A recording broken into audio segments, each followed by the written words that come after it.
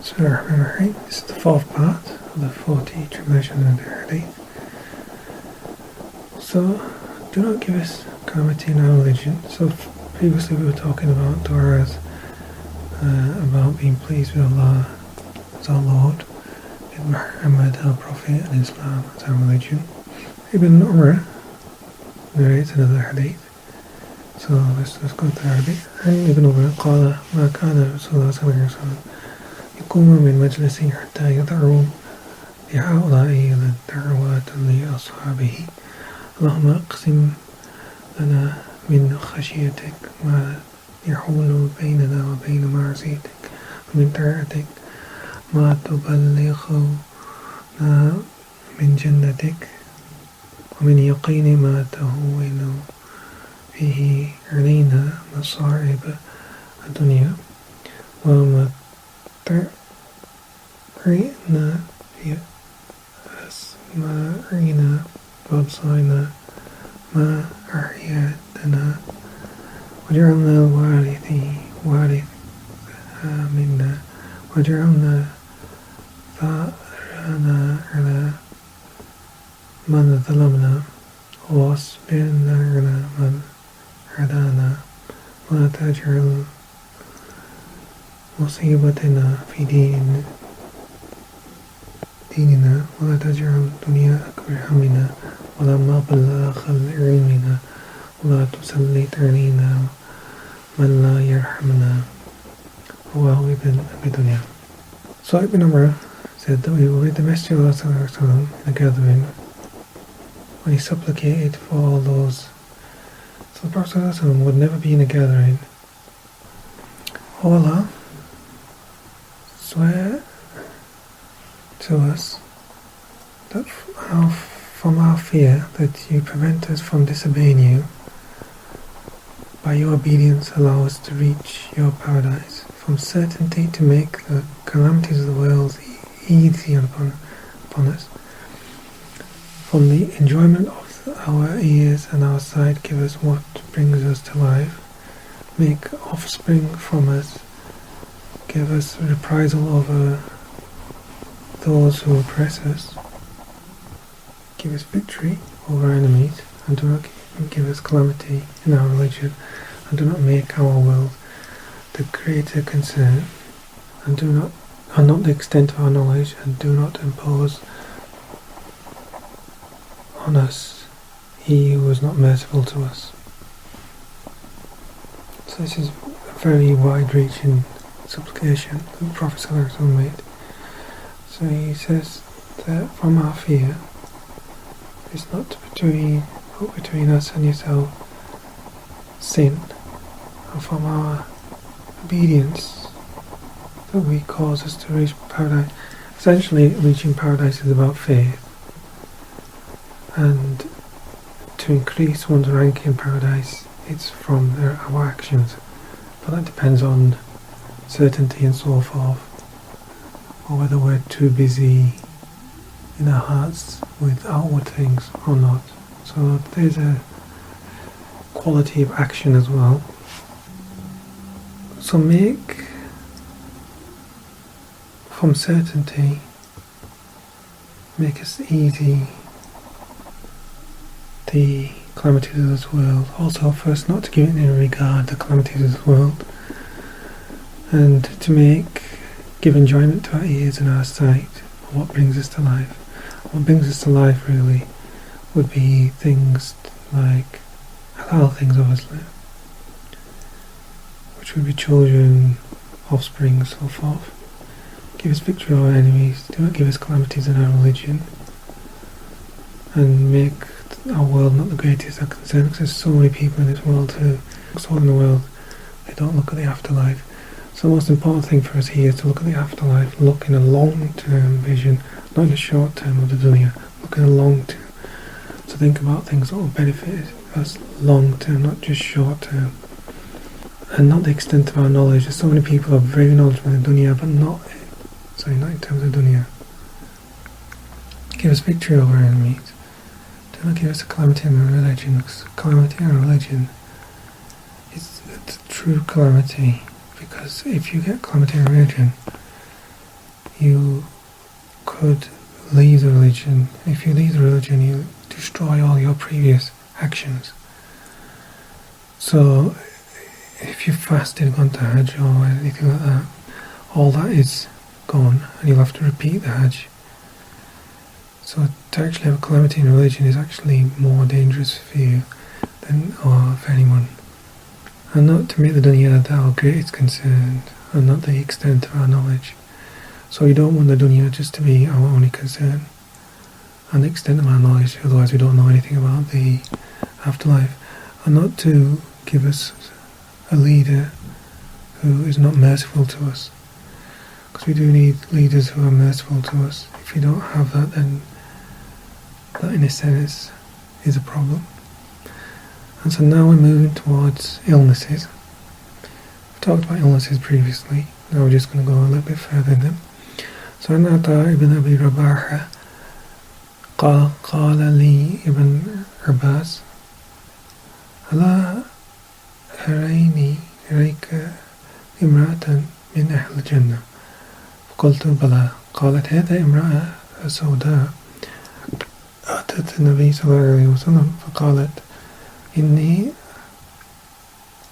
أسرع وإني أكتشف فادعوا الله لي فإن شئت صبرت ولك الجنة فإن شئت دعوت الله أن يعافيك فقلت أصبر فقلت إني أتكشف فادعوا الله أن لا أتكشف فدعوا الله بخير. So Atar ibn Rabah narrates that Ibn Abbas said to him, would you like to see a woman from paradise? He said, of course. He said, this dark woman came to the Prophet ﷺ, and this dark, it says you use the word Sauda, which is not to be taken into context of racism. It's not a racist context that the Sahabis mention, it's just in a descriptive context. So people need to understand that. So it's not in a racist context at all. So it's in this dark woman came to the Prophet ﷺ and said, I have epilepsy and it causes me to uncover. So she used to have epileptic fit, and then she would uncover herself. Pray to Allah exalted for me, I pray to Allah to remove this from me. The Prophet ﷺ said, if you are patient, then paradise is yours, or I can pray to Allah the exalted to cure you. So he gave her the option of either being healthy in this life or for being for having paradise. Now look at the response of this woman. She, instead of choosing looking at the short term, looking at dunya, she looked at the long term. So she said, I'll show patience. Then she said, I uncover, could you pray to Allah that I do not uncover? Then the Prophet ﷺ paid for her. So look how this lady has looked in the long term and not just looked at what is in the dunya, and look at the people who maybe suffer from epilepsy. They could possibly attain paradise through their tribulation. So it's not a negative thing. Their tribulation is not a negative.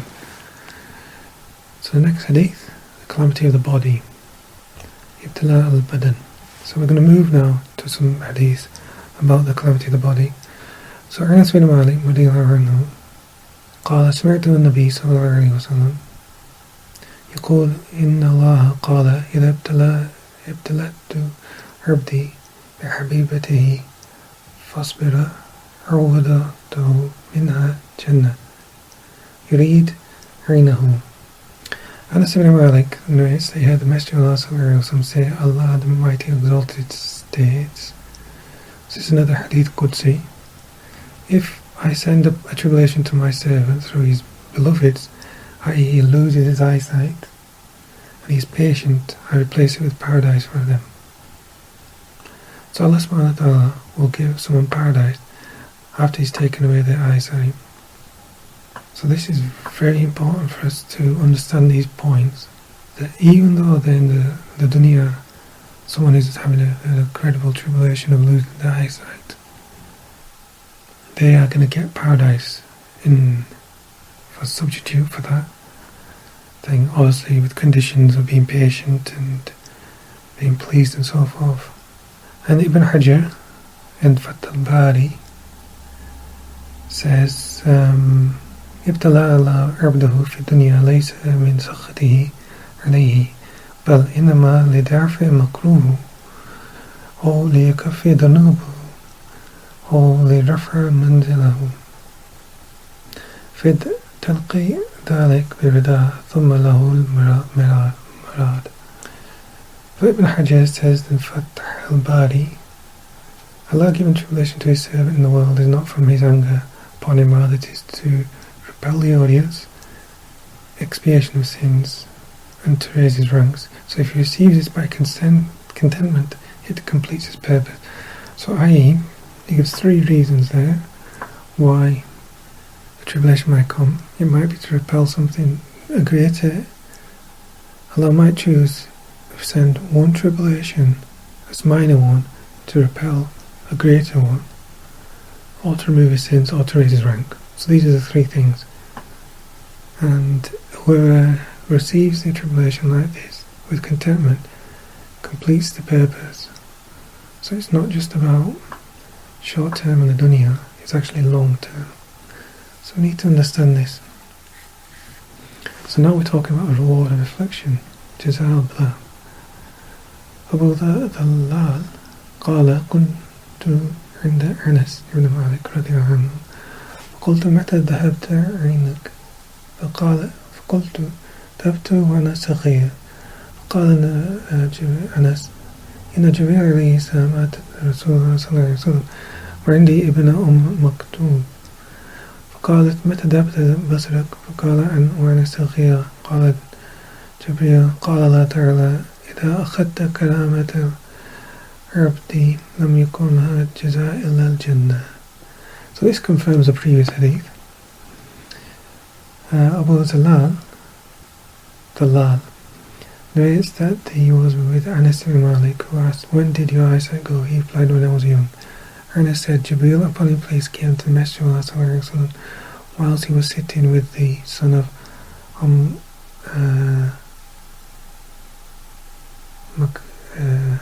Maktoum,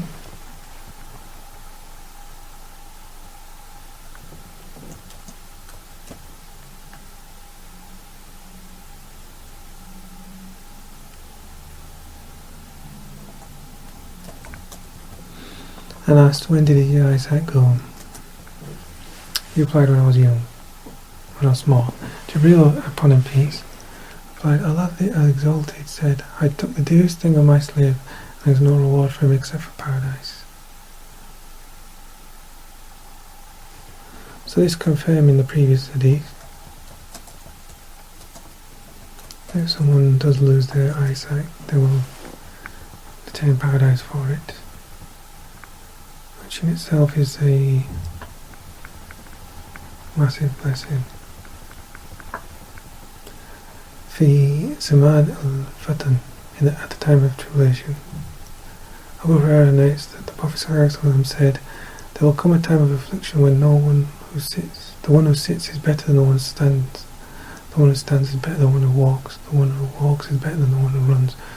Whoever is honoured by it seeks honour. Whoever can find a place of protection or refuge from it should take shelter therein. So Abu Hurairah radiallahu anhu قال الرسول صلى الله عليه وسلم ستكون فتنة قائد خيرا من القائم وقائم خيرا من الماشي وماشي خيرا من السعي ومن يشرف لها تشترفه ومن وجد ملجا أو معاذا فليعاذ به وهو البخاري ومسلم. So this again, in a time of tribulation, the person standing is better than the one The person seated is better than one standing. So this is the best place to be done, because when you're angry, if you're stood up, there's more likely you're going to do something than you're going to be then sat down. So in a tribulation, you're supposed to be sat down. A person moving in this time, doing things, is not in a better position than the one standing. So his previous position is actually better than the one he's actually in. So the best thing for him to do is go back to the previous place. And if he finds a place of refuge, he should go there. So it's going to be towards the end of time. This hadith will make more sense. أنس بن مالك رضي الله عنه قال مرت النبي صلى الله عليه وسلم وعلى امرأة تبكي عند قبر فقال اتقي الله واصبري فقلت إليك عني فإن لم تصيب مصيبتي ولم تعرفه فقيل لها أنه النبي صلى الله عليه وسلم فأتت باب النبي صلى الله عليه وسلم فلم تجد عنده بوابين فقالت يا رسول الله لم أعرفك وقالت إنما الصبر عند الصدمة الأولى. So this also is a very important hadith, really. So Anas bin Malik narrates to the Prophet ﷺ. So Anas bin Malik narrates to the Prophet ﷺ, said, passed a woman crying at a grave. He said, fear Allah and be patient. She said, leave me, you have not been afflicted by what I have. Someone said, do you not know him? That was the Prophet ﷺ. She came to the door of the Prophet ﷺ and did not find any doorman. She said, I did not know it was you. Then she said, O Master of Allah, I did not know it was you. He replied, patience is when calamity strikes. In the narration of a Muslim, it states that she wept over a child. So a child passed away. She's crying at the grave. The Prophet ﷺ told her to be patient and to fear Allah. This fearing Allah may have been because the Prophet ﷺ saw that her state was that she was displeased with the decree of Allah. So this is a dangerous state to be in, so he told her to fear Allah and be patient. But she said, you have not been afflicted by what I have, and to leave her. He had not been afflicted by what she has. But in reality, as you know who it was, the Prophet ﷺ had been afflicted. He had been afflicted. There was 5 children that passed away in the Prophet ﷺ's lifetime, and he knew that Fatima radiallahu anha would pass away 6 months after he'd passed away himself. So in fact the Prophet ﷺ knew all too well what she was going through. But because her state in that situation was that she was displeased with the decree of Allah, the Prophet ﷺ told her to fear Allah. And then he said that patience is when calamity strikes. So patient is not being patient about it, 3 or 4 days later. It's actually being patient when the tribulation strikes. But that's actually when it's the hardest. So moving on to the next hadith. Which people will be afflicted with severest calamities? Ayy nas ashaddu bala. Sa'ad ibn Abi Waqqas asked the Prophet ﷺ, which people are afflicted, O Messenger of Allah, which people are afflicted with the severest calamities? He replied, the severest calamities before the prophets, and those are similar. The person is tested according to the extent of their religion. If his religion is firm, then he is tested more. If his religion is weak, then he is tested according to his religion. Tribulations continue to befall the servant until they leave him walking upon the earth without a sin upon him. So عن سعد بن أبي وقاص رضي الله عنه قال قلت يا رسول الله أي ناس أشد بلاء؟ قال الأنبياء ثم الأمثل فالأمثل فليبتلى الرجل على حسب دينه فإن كان دينه صلبا اشتدت بلاءه وإن كان دينه رقا ابتلاه على حسب دينه فما يبرح البلاء بالعبد حتى يتركه يمشي على الأرض وما عليه خطأ. رواه الطيالسي. Sa'd ibn Abi Waqqas asked the Prophet ﷺ, this is an amazing hadith really, that the severest calamities, which people are afflicted with serious calamities, he said the severest calamities befall the prophets and then those similar.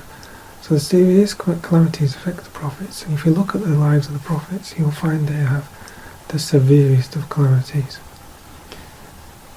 They are orphaned, they were expelled from the land.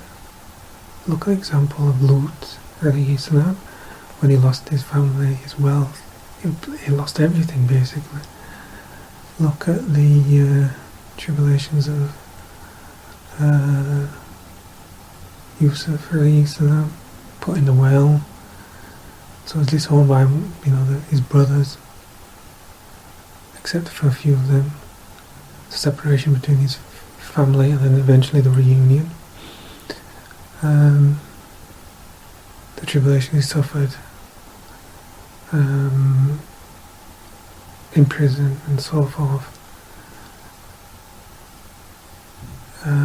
Look at the tribulations of Ibrahim, having to sacrifice one of his sons.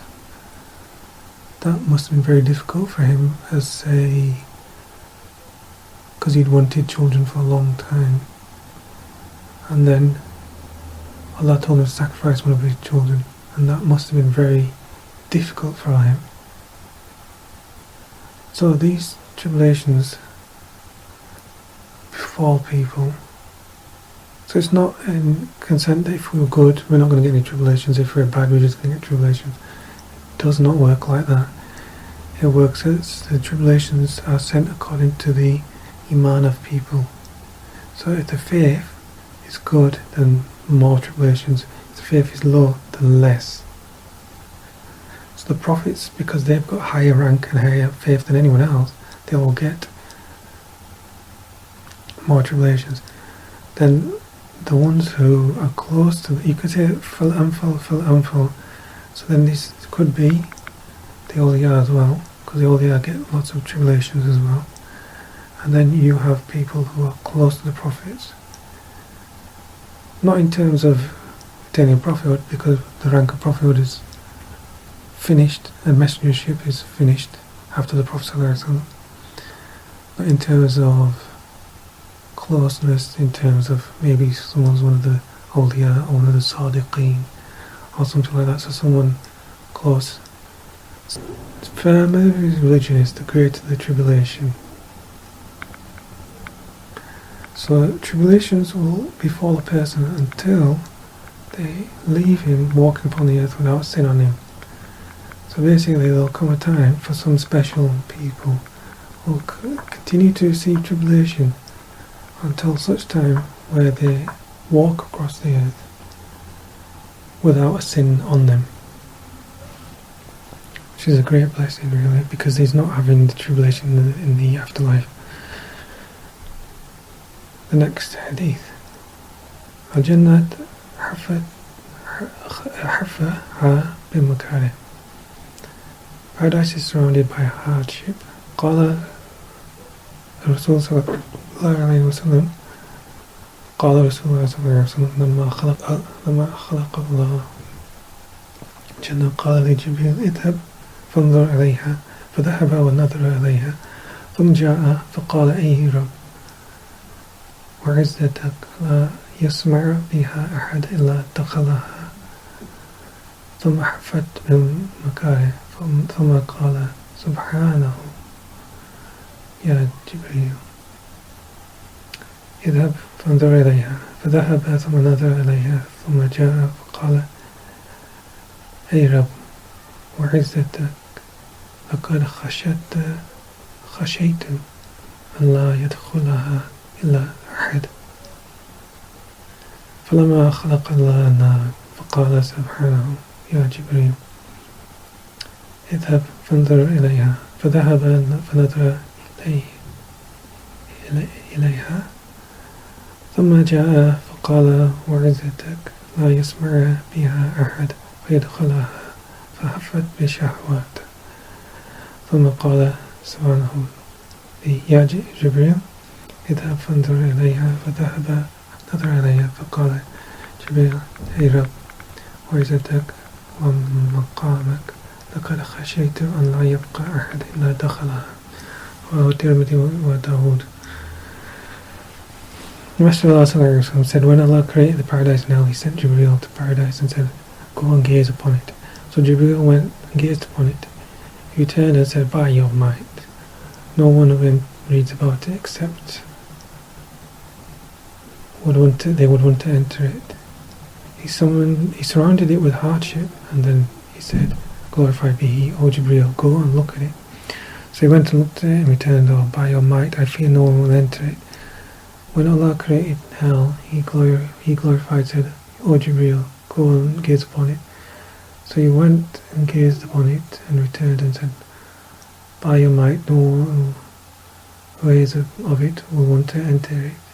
Then he surrounded it with desires and said, O Jibreel, go look at it. And he said, he went and looked at it and returned and said, by your might and station, I fear that no one will remain except they will enter it.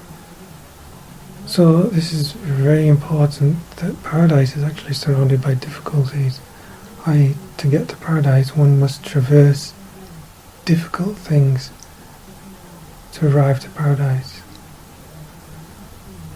And to actually arrive to hell, one must follow their shahawat, their passions. So passions are a path to hell, and difficulties are a path to paradise. So if one is having difficulties, maybe one is being dragged towards paradise and one doesn't even know. As I say, in some of the awliya say that some people are dragged to paradise in chains. We need to open our minds a little bit and understand these things. So the Prophet ﷺ, next hadith, عن النبي صلى الله عليه وسلم أنه قال ما من مؤمن يعزي أخاه بمصيبة إلا كسر الله عز وجل من حلال الكرامة يوم القيامة رواه ابن ماجه. Prophet ﷺ said, there is no believer who consults his brother upon a calamity except Allah will clothe him with garments of honour on the Day of Judgment. So supporting your brother. So your brother's had a calamity and you've helped him, or you just listened. That's a good thing as well. And this is another hadith about helping the brother. So do not gloat at your brother. لا تظهروا شمأة لأخاك. The Prophet ﷺ said, do not gloat at your brother's afflictions, as Allah might show him mercy and afflict you. So this is very common. Rahu Tabrani. قال رسول الله صلى الله عليه وسلم لا تظهر شماتة لأخاك فيرحم الله ويبتلاك. So Allah subhanahu wa ta'ala, because you're gloating over your brother, over his tribulations, because he deserves it, maybe you're thinking that Allah might show him mercy and send you the tribulation.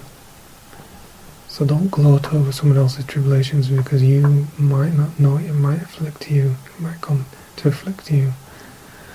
And Allah might show them mercy, so don't look down on someone who's had a tribulation. So do not complain about your tribulation. لَمْ تَشْتَكِي عَنْ بَلَاءٍ. Abu Hurairah, the Messenger of Allah be pleased with him, but the Messenger of Allah ﷺ said, Allah Almighty and Exalted stated, if I send a tribulation to my servant and he is patient and does not complain, then I change his flesh for better flesh, his blood for better blood, and when I order him to be free from his constrictions, he commences his good actions. عن أبي هريرة رضي الله عنه قال قال رسول الله صلى الله عليه وسلم قال الله عز وجل ابتلى عبدي ببلاء فإن لم يشكيني إذا عوده أبدلته لحما خيرا من لحمه ودما أطيب من دمه فإن أطلقه من السر أمرته فانتأنف عمله مع مالك وهو مع مالك. So Allah Almighty exalted says in the hadith Qudsi, if I send tribulation to my servant, then he is patient and does not complain, and changes flesh for better flesh, and blood for better blood. So obviously flesh, you do get tribulations in your flesh. And blood is the main organ of the body that moves to heal, repair, and so forth. So if Allah changes this, this is better. So when new blood is made by the liver, this can help the kidney and so forth. These type of things really is what cupping is all about. So when someone has a cupping session, they should take out the dead jelly-like blood from their system, and then what will happen is the liver will make new blood, and the new blood will kill any infection. So this is a slight miracle. This is a miracle, really, that the Prophet explained this. That the blood, that Allah changed the blood for better blood. And then when he's free from his constrictions, then he can continue to commence his good actions. Also note that if someone's continuous in certain actions and they're ill and they can't do them, those actions are continued by angels as long as he has the intention to do those. So that is another blessing for good actions. So next hadith, arriving at a rank that he did not deserve. وصل على درجة لا يحل. عن محمد بن خالد وزوجه عن أبيه عن جده كانت لجده الصحابة قال سمعت رسول الله صلى الله عليه وسلم يقول إن سبقت للعبد من الله عز وجل منزلة ولم يبلغه بعمله ابتلى الله في جسده أو في ولده أو في ماله ثم صبره حتى يبلغ منزل التي سبق له من عز وجل. So Muhammad ibn Khalid ibn al-Sulami narrates from his father, who narrates from his grandfather, that he accompanied, who heard from the Messenger of Allah sallallahu alaihi wasallam, if a servant arrives at a station from Allah that was not attained by his actions, Allah sends him a tribulation in his body, his offspring, or his wealth. Then he is patient with it until he realizes the station which Allah has preceded him by. So, well, Ibn Abu Dunya fi Kitab al-Amrad al-Kafarat. So he has achieved a rank, but he has not done it by his actions. So Allah subhanahu wa ta'ala has blessed him by that rank, but he's achieved that rank by the tribulation that Allah has sent him. So tribulation can raise one's rank. So Amal fil Marad, so actions during illness. So we talked about this previously. سمعت عن عروة ابن روين يذكر عن قاسم بن مراد قال إذا ابتلى الله عز وجل العبد بالسقم قال لصاحب الشمال ارفع فقال لصاحب اليمين اكتب لعبدي أحسن ما كان يعمل. So this is one of the right guiding salaf. So it's impossible. This could be a hadith that is maybe mawquf, one of the Sahaba that they heard it. So there isn't a chain with the hadith that goes to the Prophet, but there is one of the statements from the Sahaba. And it's impossible they could have logically made up this statement. Sorry, one of the Sahaba heard it and informed one of the Salaf, and then one of the Salaf informed us. So what they're saying is, if Allah subhanahu wa ta'ala tries a servant with sickness, the angel on the left side says to him, right, pause, write down for the servant the best of what he would do. So the evil one stops, but the one on the good side, or the right side, he continues to write good things, and he would write good things what he used to do. So his good actions are continuing even though he's ill. What harms the body is expiation. Ma yuwaddi is just a kafara. So we talked about this before, but this is just further explaining the same thing. Muawiyah narrates they heard the Messenger of Allah sallallahu alaihi wasallam say, "There's nothing that afflicts the body of a believer except that it is absolution for their sins." عن معاوية رضي الله عنه قال سمعت رسول الله صلى الله عليه وسلم يقول ما من شيء يصيبه المؤمن في جسده يؤذيه إلا كفر عنه عن سيئاته رواه أحمد والطبراني في الكبير والأوسط. So there's nothing that afflicts the body of the believer except its abolition of their sins. So we said this before, that it pardons their sins, releases them from their sins and so forth. It's a blessing really. Next hadith, sins are erased. محيت عنه به خطأ. قال رسول الله صلى الله عليه وسلم ما من مسلم يشاق ما فوقها إلا كتبت له بها درجة ومحيت عنه به خطأ. رواه Muslim. The Messenger of Allah sallallahu alaihi wasallam said, "There's no Muslim who is poked by a thorn or more, except that by it a rank is given and sins are erased." So even such a thing as a poke by a thorn, or to have a thorn that's entered the skin, except that Allah subhanahu wa ta'ala removes sins by it, their rank is increased, and then sins are erased. So just something small like that. So that's just a small thing. So it's an example of a small thing. How about if someone dies? How about if they lose something worldly? How about so on and so forth, tribulations? So the more tribulations that someone gets, the more the increase in their rank. Anas earlier عنه قال رسول الله صلى الله عليه وسلم إن أفضل العبادة انتظار الفرج من الله. رواه البزار. Anas bin Malik narrates that the Messenger صلى الله عليه وسلم said, "The most superior worship is anticipating relief from Allah."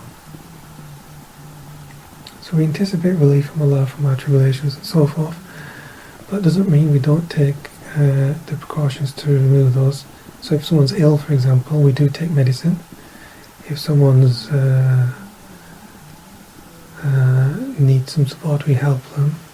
But we wait, inshallah, we do what we can, and then we wait for Allah subhanahu wa ta'ala to help us. But what we don't do is we just sit there and say, well, Allah's going to help me. I don't need to seek any help. You need to seek help and get help. Next hadith, عن ابن مسعود رضي الله عنه قال رسول الله صلى الله عليه وسلم الصبر نصف الإيمان ويقين إيمان كله. الصبر نصف الإيمان ويقين إيمان كله. Patience is half of faith, and yaqeen is all of faith. So obviously when someone's having a tribulation, their faith is tested, but patience is half of faith, and certainty is is all of it. So have certainty that Allah subhanahu wa ta'ala is going to help one, and not be scared that one has had tribulation, but move forward. They do say laughter is the best medicine. Laughter does help to create warmth in the body. And al-A'raj, and Abi Hurairah radiallahu anhu, and Rasulullah sallallahu alayhi wa sallam qala, أنزل الله عز وجل معونة عند القدر المؤنة وانزل الصبر عند البلاء. So support descends according to the extent of the aid needed. نزل معونة عند القدر المؤنة. So this is a very interesting hadith. Al-A'raj narrates Abu Hurairah from the Prophet that the Prophet ﷺ said, Allah causes support to descend according to the aid needed and causes patience to descend with tribulation. When the tribulation strikes, Allah is also sending help. He's not just leaving you on your own. He's sending help with the tribulation so you can overcome it. So it's very important. The support is there. It's not just you getting tribulation, that's it. You're going to get tribulation, but you're going to get help as well. And patience comes with the tribulation as well. Next hadith. الَّذِينَ يَحْمَدُونَ اللَّهَ عَلَى السَّرَّ وَالضَّرَّ. Those who praise Allah in ease and hardship. عن ابن عباس رضي الله عنه قال قال رسول الله صلى الله عليه وسلم أول من يدعي الجنة الحمادون الذين يحمدون الله على السر والضراء. الكتاب دعوات للطبراني. Ibn Abbas narrates, the Messenger sallallahu alayhi wa sallam said, the first of those who are called to paradise are the praisers, those who praise Allah in ease and hardship. So these people who praise Allah in ease and hardship, they're called Hamadun, and they're the first to be called to paradise. So whenever they have a tribulation, Alhamdulillah. Whenever they're at ease, Alhamdulillah. We need training, we need spiritual training for this. Abu Bakr narrates that عن أبو بكر الصديق أنه قال يا رسول الله كيف صلاح بعد هذه الآيات من يعمل سوء يجزي به فكل سوء عمله يجزي به.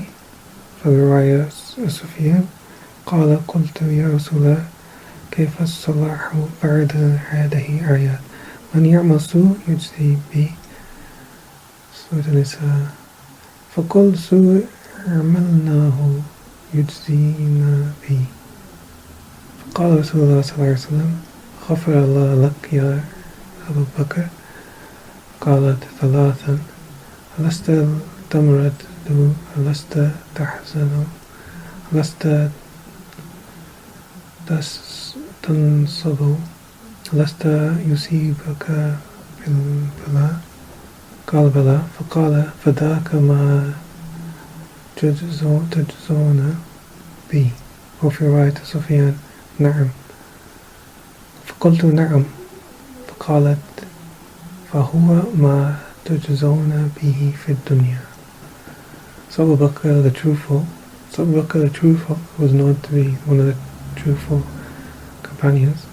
He got that term because he heard about the Mi'raj, didn't actually hear it from the Prophet, heard it from other people at first, and then confirmed it, even though he hadn't heard it from the Prophet himself. So he became known as the truthful, as-Siddiq.